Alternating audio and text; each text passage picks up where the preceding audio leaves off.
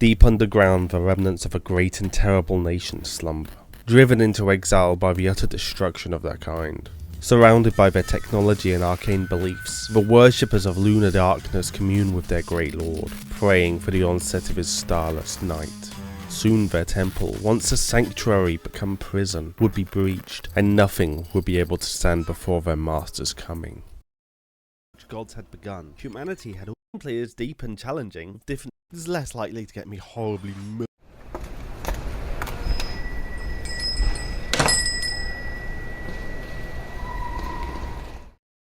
Locked away in the impenetrable temple, wrapped in the deadly vines of the Dryad's vicious jungle, are the last surviving lizards, a people decimated by a terrible civil war. Through this, their kind had been given a stay of execution, but at what cost? Initially made to protect the endangered species, the temple was locked tight, once their true nature became apparent. For these were the lunar worshippers, twisted by a lifetime of war, and hell-bent on bringing a permanent darkness to the world.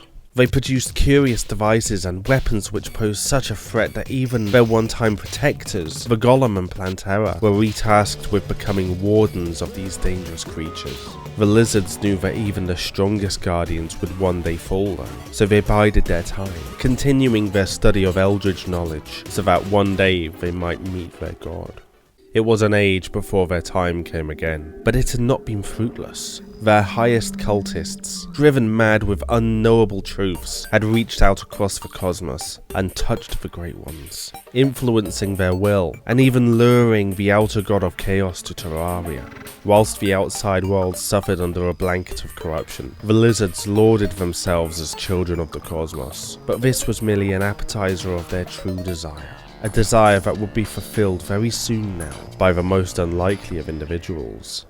Having destroyed the great scourges of crimson, corruption and metal, the champion of Terraria had brought a lasting peace to the world, and had journeyed off into the wilderness to investigate the growing restlessness of the jungle. Slaying the mighty guardian, they would uncover the long-lost temple and its occupants, eventually destroying the mighty contraption that lay within. Believing they had quelled the jungle's unrest, the champion returned to civilization to continue protecting it against other threats. But unbeknownst to the mighty hero, they had unleashed a far more powerful foe than they could ever comprehend. With the temple's walls breached and nothing standing in their way, the cultists ventured into Terraria, lurking in the shadows, twisting the wills of the humans they encountered. Through their celestial communion, they had learnt of the Chaos God's attempt to contact his brethren, so travelled to the site of his beacon to amplify their dark magic.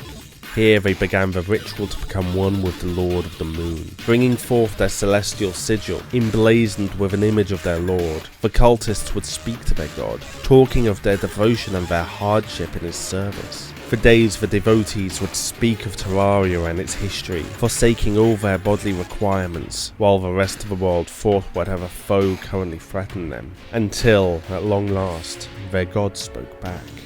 After lifetimes of communion, through flashed images and incoherent screams, their lord spoke directly to them. He revealed to them that he knew all about Terraria, for it was a world that interested him greatly, and that he was pleased to have such loyal subjects. But now was not the time for his coming. First, Terraria must be prepared for his arrival, the population purged, completing the task his brother had failed to achieve. To this end, the cultists were taught a ritual that could summon fragments of alien worlds onto the surface of Terraria. These pillars of otherworldly material would act as trans-dimensional gateways, so the armies of the Moon Lord could spill out, obliterating everything in their way.